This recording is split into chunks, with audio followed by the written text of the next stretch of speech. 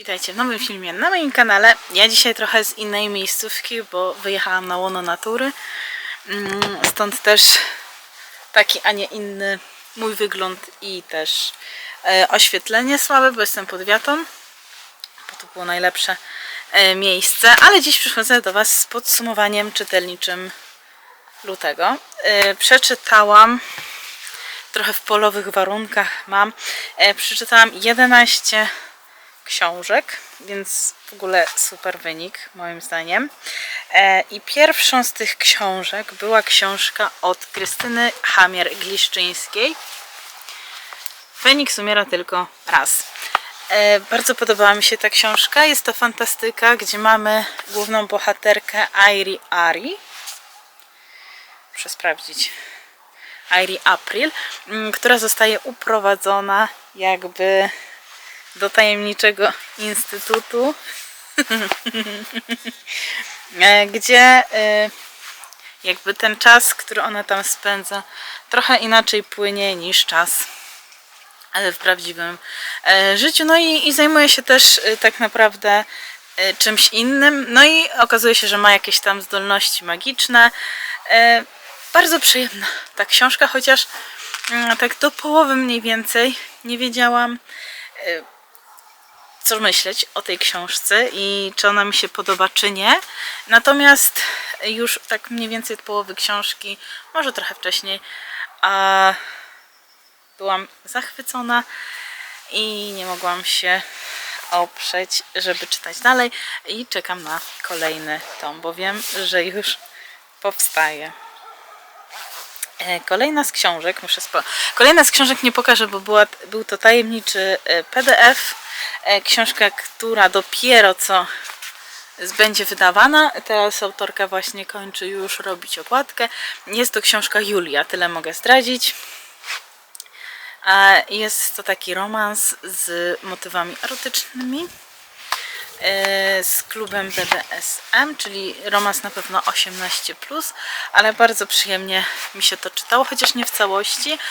No i zdecydowanie czekam, aż ta książka wyjdzie i będę mogła przeczytać już całość, bo to, co czytałam na początku, bardzo mi się podobało, zaintrygowało mnie i chcę więcej. Do tej pory myślę, jak to tam się dalej potoczy w książce.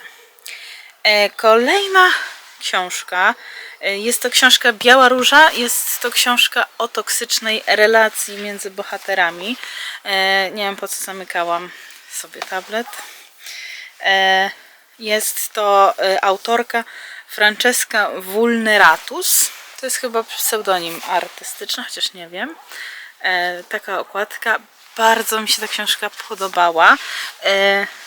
Dałam jej, zaraz zobaczę,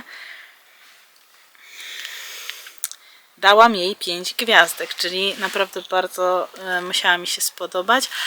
Poprzedniej książce nie dałam jeszcze żadnej gwiazdki, ponieważ nie przeczytałam jej w całości, a pociąg jedzie, a Phoenix Ever After, co ja mówię w ogóle, to inna książka, Feniks umiera tylko raz, też dałam 5 gwiazdek, także też mi się spodobała. Mamy tutaj, nie pamiętam nawet imion bohaterów Białej Róży. Mamy tutaj Valentaja, który zapragnął pracownicę, która jakby, teraz będzie jechał pociąg, która jakby zaczęła pracę u niego w firmie. No i ta relacja między nimi jest bardzo, ale to bardzo toksyczna. Ona jest taką dosyć niewinną dziewczyną i chciałaby zdecydowanie więcej niż Valentine może jej dać. I też on jest jakby takim niedojrzałym osobnikiem i też tak trochę zepsuł Michelle, z którą tutaj nawiązuje romans. Z tego co pamiętam, będzie kolejny tom, więc cieszę się, bo ta historia tak zakończyła się w połowie, więc można dodać kolejną część i potrzebuję trochę czasu, żeby do niej podejść, więc dobrze, że muszę czekać, bo jednak historia z Białej Róży bardzo emocjonalnie mnie wyjadła od środka. ale polecam tę książkę zdecydowanie, bo naprawdę bardzo dobrze mi się ją czytało.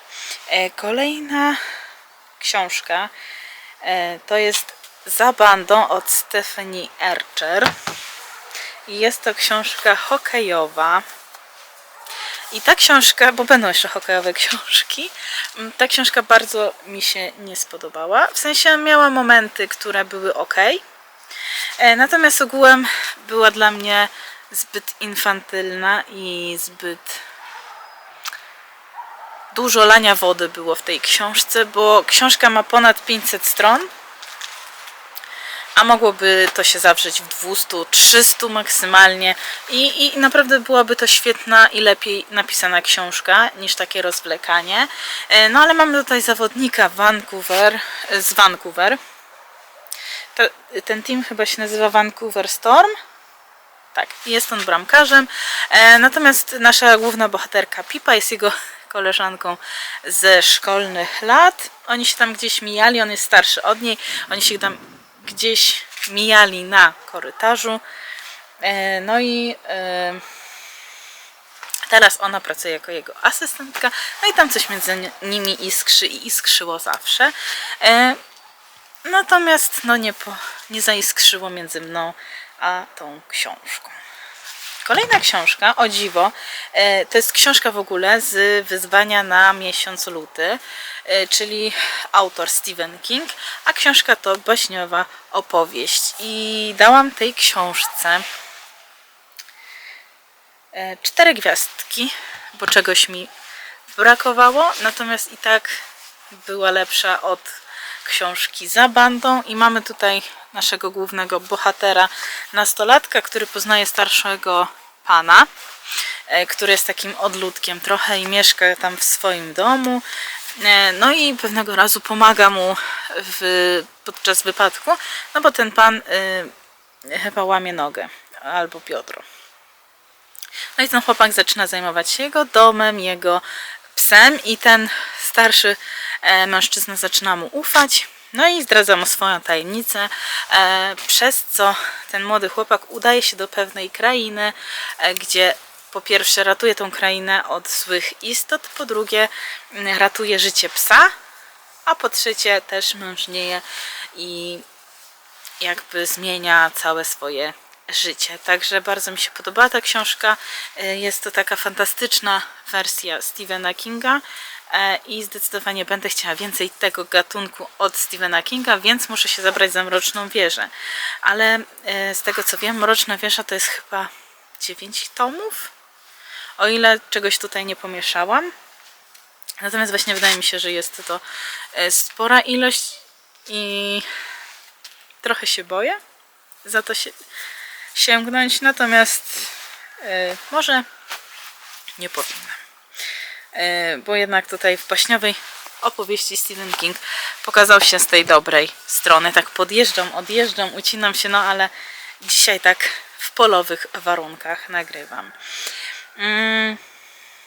Kolejna książka, tutaj widzę w moich notatkach, zdjęciu notatek, dodałam sobie notatkę: kocham tę historię. Jest to Twoja aż po grób. I to jest chyba viralowa teraz książka, albo była jakoś pod koniec, na początku roku, pod koniec zeszłego. I jest to książka, oczywiście teraz mi się nie wczytuje, jak na złość. Jest to książka od Ivy Fairbanks. Jest to książka, gdzie motywem głównym jest trochę zakład pogrzebowy. I no świetnie się wybawiłam na tej książce. On jest właśnie właścicielem zakładu pogrzebowego, a ona jest jakby główną dyrektorką od spraw filmów animowanych, że tam przez nią wszystko przechodzi. Jest tam w projekcie pewnym główną osobą i bez niej to się nie może powieść. No i coś się między nimi dzieje. Ona ma nieszczęśliwą poprzednią miłość, bo jej mąż zginął i to już w sumie wiemy od samego początku, więc tutaj nie zdradzam, a on musi się ożenić do osiągnięcia 35 roku życia, bo potem ten zakład pogrzebowy, któremu on oddał całe swoje życie, przeszedłby na ojca, który chce się pozbyć tego zakładu. Także bardzo fajna historia. Ja się świetnie bawiłam przy niej. No i polecam, bo naprawdę kocham tę historię, tak jak napisałam. Kolejna to jest książka Joanny Wtulich, Masz babo święta. Oczywiście nie powiększyłam. Jest to komedia kryminalna, bardzo mi się spodobała i to jest chyba kolejna historia z tego uniwersum, bo jest poprzedni tom, a ja oczywiście zaczęłam jak zwykle z innej strony. No i mamy tutaj klub seniorek, który został ograbiony z pieniędzy, no i ta główna jakby pani też ginie.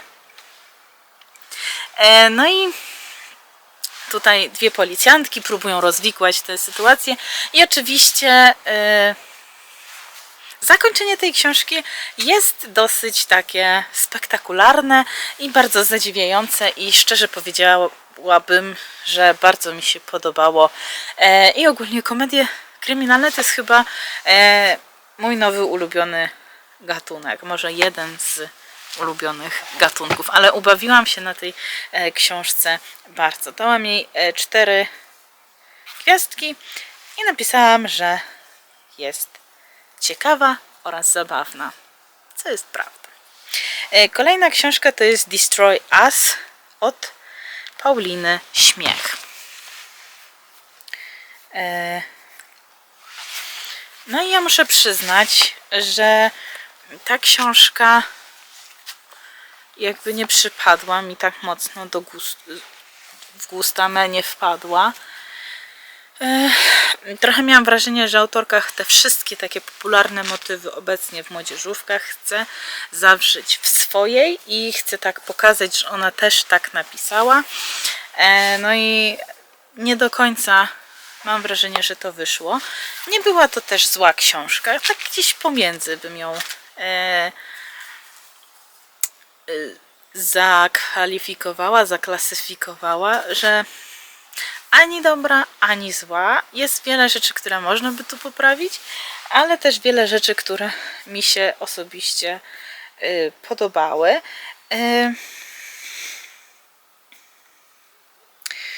Patrzę, co napisałam w recenzji. Najważniejszy wątek jest tu wątek z zaburzeniami odżywiania przedstawiony, co rzadko się zdarza właśnie w takich młodzieżówkach. Ogólnie w książkach bardzo rzadko omawiany jest ten wątek, a uważam, że jest to wątek bardzo potrzebny, zwłaszcza młodzieży i zwłaszcza w obecnych czasach, więc tutaj jest to na plus.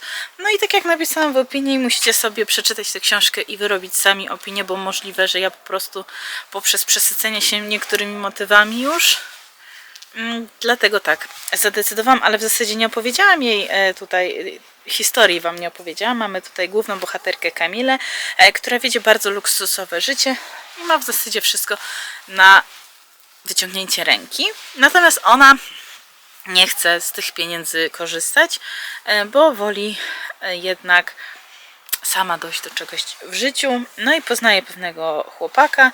No i tak się zaczyna jej życie. Wchodzi jakoś w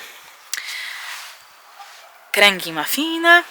No i niestety nie jest to dla niej dobrze, ale okazuje się, że w tych kręgach była od zawsze, ponieważ jej mama nie jest tak naprawdę jej mamą, tylko ciocią, więc tu się dzieją niesłychane rzeczy, ale nie jest to książka, którą bym wam odradzała, chociaż zdecydowanie jest to książka dla starszego czytelnika, nie dla młodej osoby, bo jednak te wątki są tutaj dosyć takie brutalne momentami.